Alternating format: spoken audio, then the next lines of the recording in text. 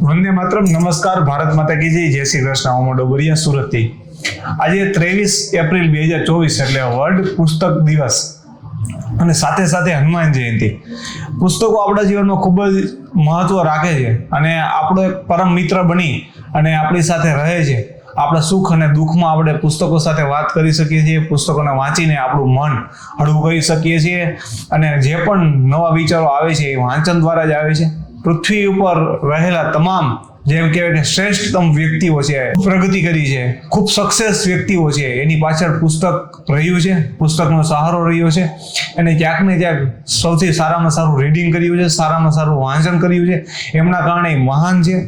આવા ઘણા બધા વ્યક્તિઓએ પોતાના જીવનકાળની અંદર જેટલા પણ પુસ્તકો વાંચ્યા છે એ આપણા સુધી પહોંચાડ્યા છે અને આપને સજેસ્ટ કર્યા છે. મારી જિંદગીમાં એમ કહેવાય કે 5 પુસ્તકો બેસ્ટ કહેવાય તો મને એમ કહેવાય કે વીર સાવરકરની મારી જન્મ ટીપ, સ્વાતંત્ર્ય સંગ્રામ, 1857 સ્વાતંત્ર્ય સંગ્રામ, અને બિઝનેસની અંદર રિચ ડેડ પુઅર ડેડ, અને આધ્યાત્મની અંદર કહું તો રજનીશ ઓશોનું શિવ સૂત્ર મને ખૂબ જ ગમે છે અને આજ પણ હું વાંચું છું.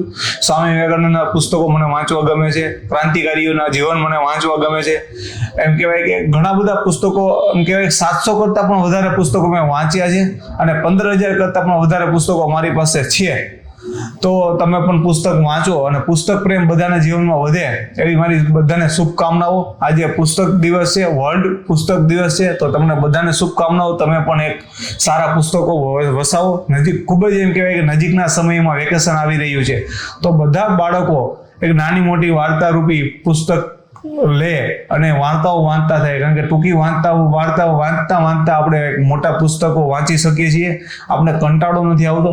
તો બધાના જીવનમાં પુસ્તક પ્રેમ વધે અને પુસ્તકો વાંચતા થાય એમની બધાને શુભકામનાઓ. અને આમ પણ કહેવાયું છે ને, પુસ્તકો વગરનું ઘર બારી બારણા વિનાના મકાન સમાન છે. તો તમારે પુસ્તકો વાંચવા જોઈએ. પુસ્તકો આપનું એક નવું જીવન ઘડતર કરે છે. વંદે માતરમ. ભારત માતા કી જય. જય શ્રી કૃષ્ણ.